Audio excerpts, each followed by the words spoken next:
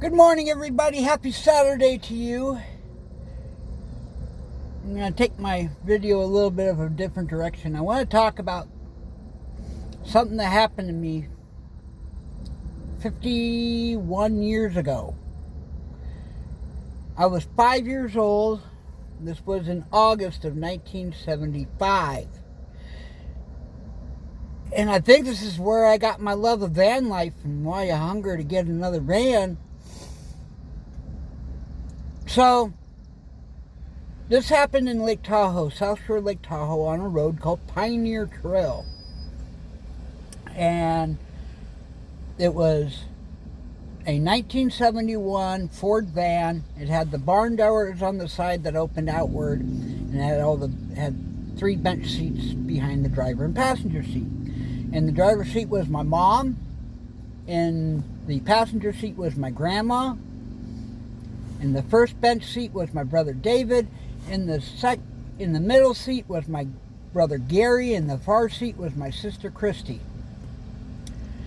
Where was I? They didn't have the rules that they have today. They didn't have, you have to have a car seat, you have to have a booster seat. I was on the floor leaning up against those barn doors. Nobody paid any attention. I understand why now, but it took me years to figure it out. This is probably one of the most significant moments of my life, because at 45 miles an hour, there we are driving along. I'm sitting there on the floor, leaned up against these barn doors, reading Marvin K. Mooney, Will You Please Go Now by Dr. Seuss. Well, we went around a corner. Those doors flew open, and there I went, right out of the van. Fell out of the van, and when those doors open, one of those metal steps that comes out from underneath comes out. I hit my nose right here on that as I went down. I remember bits and pieces. I remember my feet almost getting hit by the van wheels. I remember the headlight of the car behind us right in front of me. My sister tells me that she saw me in front of that car, and she thought I got hit because I wasn't there anymore, but the car was in the same spot where I was at. So they stop in the middle of the road, they get out, and they all get out and looking for me and looking underneath the car. The old lady who's driving the car jumps out going, "Oh my God, did I hit your little dog?" And then they hear me from the opposite side of the road, in a ditch, safe and sound. I'm calling out, "Mom, I'm over here! I'm over here! Come get me!" My mom comes over, picks me up into her arms, and I look at her, I said, "I'm okay, Granddad got me." Well, what I'm not understanding as a 5-year-old is my granddad, whom him and I shared the same birthday, July 22nd. He died 3 days beforehand, July 19th. This is a month later. And we were bringing my grandmother home back to Lake Tahoe. We lived in the Bay Area near San Francisco. And we were bringing her back. And that's when I fell out of the van. I ended up in a ditch at the far end of the road, safe and sound. The only mark I have on me, other than being dirty from all the dirt from the roadway, was a scratch on my nose from when I hit that step as I went out. Boom! I'm over there. And I said, "I'm okay, Granddad got me." We were 1 mile from the cemetery where my granddad was buried.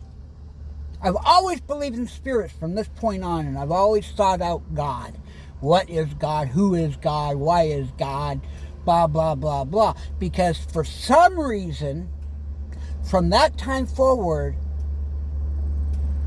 something attached to me, because I've had experiences that have saved my life that no man can explain, including in the midst of suicide, where I jumped off a cliff in lowest tide, where I was expecting to die, yet one single wave came in, picked me up before I hit the rocks, and put me to shore, where I was standing in only 2 inches of water. Yeah, so I'm standing there, and I hear a voice in my head that says, "Live."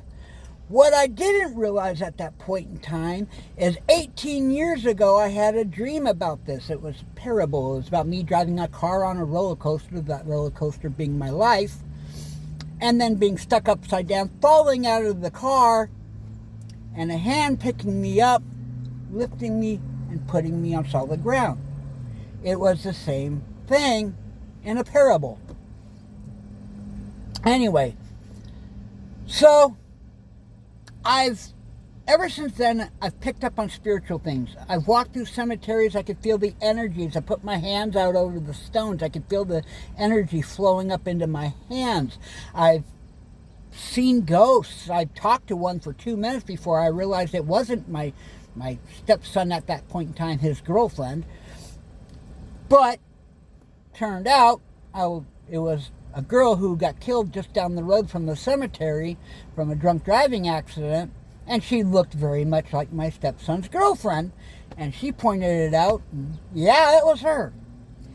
I've sat there and had conversations with a lady to the point she told me her name, all in my head. Then I go and I find her sitting 3 stones away to the right of me, just up the path in the cemetery. And I have a love for cemeteries. I find peace there. I find comfort there because it's not full of backstabbing people that want to hurt you and want to get away from their own drama by creating drama in yours.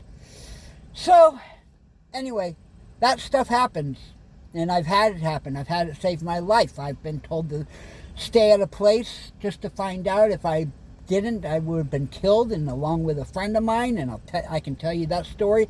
If you're liking and subscribing to my page, if you're liking what I have to say, I'm willing to change up my circumstances and talk to you about these things that have changed my life, because they've led me here. They led me to homelessness. They led me to that picture of God that I put out, that formed in the clouds, that looked down upon me, that felt like it was carrying me. That's why I'm still here. That's why I haven't given up. Believe me, I've considered it over and over again. I'm not a fan of humanity. I'm not a fan of how we treat one another. Look at people who suffer to their last breath and then die. We will give them the most inhumane treatment till their last breath, but we'll put a dog to sleep because we don't want it to suffer. We will pay godly amounts to save our pets, but we won't help out our fellow human. We'll cross the street before we become the Good Samaritan. Anyway, but I never went. I thought about it. I thought about being in this car driving 110 miles an hour, flipping the wheel and being over and done with. And I had no fear of dying. But something kept telling me to hold on. Why does God keep telling me to live? Why does he keep telling me to live? What is the purpose of me continuing this place where I feel like it's totally forsaken? Because I'm not a fan of humanity. I'm not a fan of how we treat one another. I'm not a fan of people who sit there and spend thousands and thousands of dollars on their cars and their build-outs and all these things, but they don't want to help out their fellow man. They'd rather hoard it to themselves and say, screw you, suffer. That's what we do to one another. Anyway, I digress because that's not what this was about. But would you agree? Look around you. Think about your own circumstances. Think about the things that have happened around you with family. I had all my family. The significance of me falling out of that van. It's interesting because my family aborted me. All of them. Every one of them kicked me out. Nieces, nephews, brother, sister, my oldest brother, who was my father figure, who I was so close to when he died of Parkinson's disease. Before he died, the family disowned him, right down to his daughter. People are afraid to deal with reality, so they hide behind stuff and their own joys. Choose to cross the street versus being the Good Samaritan to the very people they spent their life saying, I love you to. This is where we are. I don't understand why I'm still here, but he keeps telling me to live. That means there's something greater happening. I don't know. I'm sitting here doing the same thing over and over again, expecting a different result, and I'm getting nothing. But I'm here. I'm being sustained like a Band-Aid over a wound that won't heal, and then ripped off, and then another one, and ripped off, and another one. Trying to get back to where my passions, but I'm stuck here. And apparently I'm meant to stuck here because every time I've tried to go, God keeps telling me to live and stay. So I seek help from you people. I seek help from God. I pray all the time. People look at me and seeing me walking around talking, like think I'm talking to myself like I'm a lunatic, but no, I'm talking to a higher power than myself because I don't have any power. I don't care what you call it. Creation, God. I'm not talking religion.